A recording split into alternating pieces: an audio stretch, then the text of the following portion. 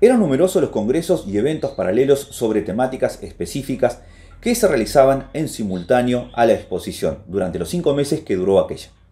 Peiret participó de los que consideró más relevantes e elaboró extensos informes llenos de detalles que evidencian su entusiasmo por esas temáticas. Es posible que la atracción que despierta la presencia de Peiret en el Congreso haya opacado el interés que encierra esos informes. En septiembre, a lo largo de 5 días, Peiret participó del Congreso de las Sociedades Cooperativas de Consumo, una de las más importantes y más interesantes al mismo tiempo, según informa Peiret. Detalla allí los oradores y principales conceptos de cada uno, toma nota de los datos que brindan, se maravillan por el desarrollo del movimiento cooperativo en los países europeos, ligados a las organizaciones obreras, e incluye el proyecto legislativo que proponen que aspira a darle marco legal a las sociedades cooperativas. El informe que le sigue, y del cual Peiret señala que tiene estrecha relación con el anterior, corresponde en realidad a un encuentro que lo precedió. Se trata del Congreso de Participación Obrera en los Beneficios, que tiene relación directa con el de las cooperativas, y que se había llevado a cabo en julio. En este caso, lo que se planteaba era la participación de los trabajadores en las ganancias de las empresas. Una reivindicación que más de medio siglo después logró jerarquía constitucional en Argentina, aunque lamentablemente todavía duerme el sueño de las promesas incumplidas de la Constitución. En el discurso de apertura a este Congreso de Participación en los Beneficios, un orador hace un planteo muy similar al que vimos en el llamamiento obrero y socialista. En la exposición universal que atrae en estos momentos a tantos visitantes que concurren de todo el mundo, hay dos partes muy distintas, la obra y el obrero. La obra está expuesta, todos la admiran. En la muchedumbre encuéntrase un filósofo que no se contenta con la apariencia y que detrás de la obra maestra quiere ver al operario.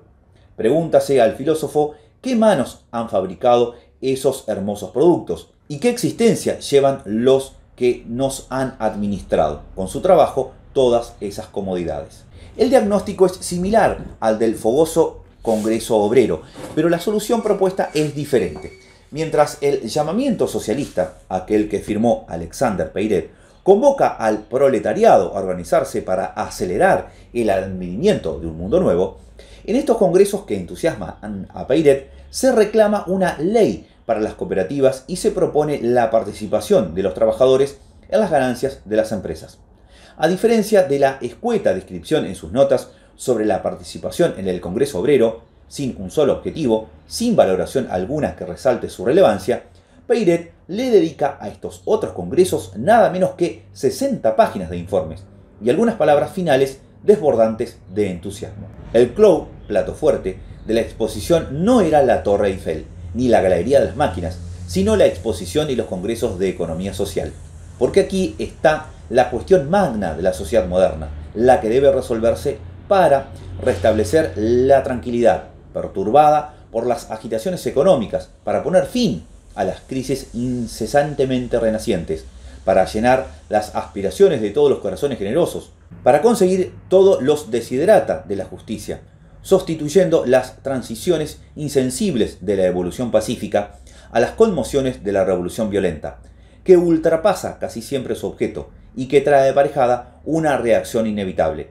La economía social es y debe ser la ciencia predilecta de todos los estadistas, aunque las tremendas cuestiones sociales no se hayan planteado todavía en la joven América. Opinamos que pueden ser de utilidad los estudios que se hicieron en los congresos de París. Las sociedades cooperativas, sobre todo las de consumo, podrían, por ejemplo, prestar servicios importantísimos, haciendo la vida barata y cortando de raíz las falsificaciones mercantiles. La participación en las ganancias podría y debería también aplicarse en el ramo industrial y agrícola. En fin, la misma cooperación para la producción, aunque tachada de utópicas por muchos economistas, podría ensayarse, porque debe observarse que en un país nuevo, exento de preocupaciones y de tradiciones vetustas, legadas por el pasado, es mucho más fácil que en las sociedades antiguas realizar las prescripciones de las justicias y las aspiraciones de la equidad. En una palabra, es mucho más fácil organizar una sociedad nueva que reformar una antigua.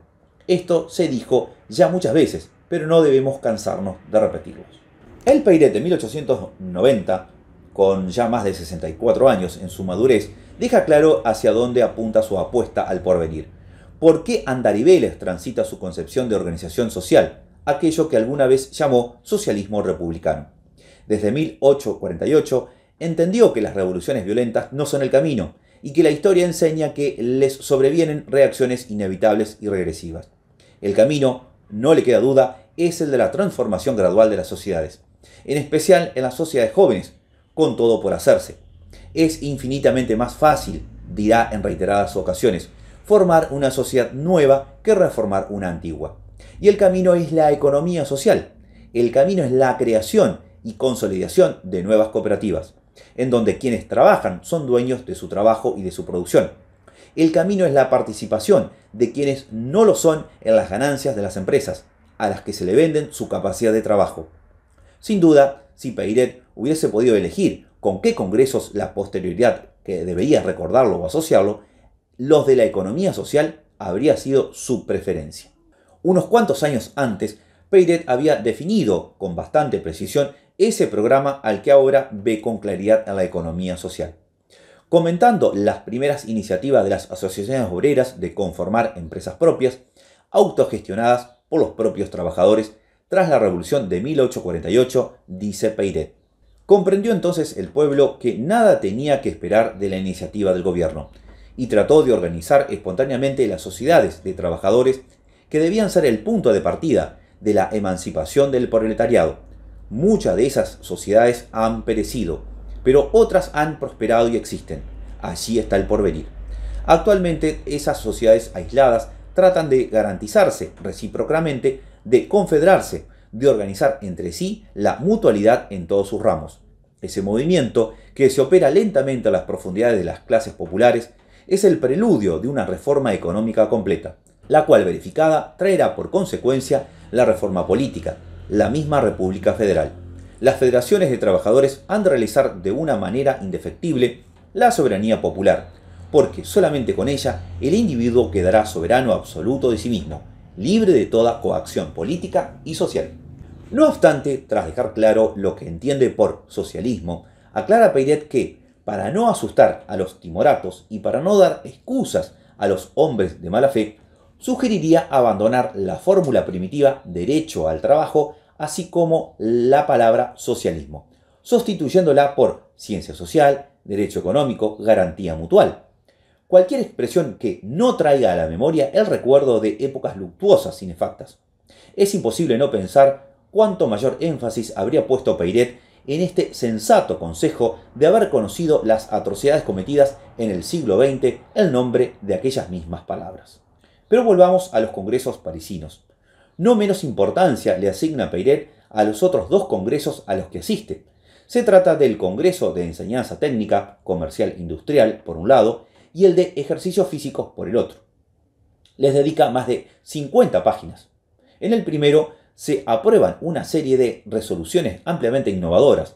Se promueve multiplicar escuelas profesionales e industriales, con la cooperación de las comunas y del Estado, fomentar cursos, escuelas y todas las instituciones que tengan por objeto la enseñanza científica, teórica y práctica de los oficios, desarrollar la instrucción científica, teórica y práctica de los agricultores y hacer converger todos los esfuerzos para que los trabajadores del campo estén provistos en el mismo grado que los obreros de las ciudades, con los medios de producción y de bienestar a quienes tienen derecho, entre muchas otras propuestas que incluyen la educación técnica de las mujeres, becas y estímulos a los jóvenes y a trabajadores que se capaciten. Peiret añade luego informes acerca de la enseñanza técnica y mercantil en Francia. Respecto del Congreso de Ejercicios Físicos, Peiret escribe los concursos que se hicieron: esgrima, atletismo, equitación, gimnasia, natación, etc. Y luego detalla los pormenores del encuentro, en donde también reproduce las alocuciones de los oradores y detalla algunos de los informes presentados. En sus conclusiones, Peiret destaca que la educación física prestará buenos servicios a la humanidad y exhorta a que los argentinos no duden en adoptar, propagar, generalizar una institución de tanto alcance físico, moral y social. Un detalle interesante para consignar aquí es que se le atribuyen a José Benjamín Subiaur quien también formó parte de la delegación, el haber sido quien estuvo en este congreso. Diferentes autores señalan que de los muchos programas de la exposición, uno de ellos fue el que más le interesó a Subiaur: el Congreso Internacional para la Propagación de los Ejercicios Físicos en la Educación, organizado, en realidad fue secretario, por el barón Pierre de Coubertin, futuro inspirador de los Juegos Olímpicos modernos. Del informe de Peyret no es posible saber si Subiaur estuvo o no, pero llama la atención puesto que en la publicación se incluyen 4 informes de autoría de Peyret, que insumen más de 100 páginas en total, y solamente una de Subiaur, quien sí participa e informa acerca de otro encuentro, el Congreso Pedagógico de Instrucción Primaria, al que le dedica un breve informe de solo 3 páginas, con las resoluciones adoptadas. No se debe menospreciar la relevancia que Peyret le asigna al tema de la educación integral de las personas. Por el contrario, como veremos con más detalle al analizar su pensamiento filosófico, para él la posibilidad de alcanzar una sociedad democrática e igualitaria reside en buena medida en la educación, la cual debe ser integral, intelectual y manual, técnica y física. Lo dirá en numerosas ocasiones, en artículos de prensa, en cartas, en ensayos, pero baste la cita siguiente para dejar constancia. No tendremos verdadera república mientras no hayamos cambiado el sistema de enseñanza. La consumación de la revolución política por el voto universal debe borrar los vestigios de la desigualdad política. Para rematar la obra, para que no quede en una abstracción metafísica, es menester que desaparezca la explotación social. Y esto solo puede conseguirse con la generalización de la enseñanza profesional. Ella debe ser obligatoria en todos los colegios. Así, el trabajo concluirá por ser rehabilitado. A una sociedad fundada en la desigualdad le convenía la enseñanza literaria, jurídica, teológica, metafísica, porque las instrucciones eran el privilegio de las clases gobernantes, mantenidas y alimentadas por las muchedumbres trabajadoras y explotadas. La igualdad política no debe realizarse sin la igualdad social, y esta última solo puede conseguirse por la universalización del trabajo manual.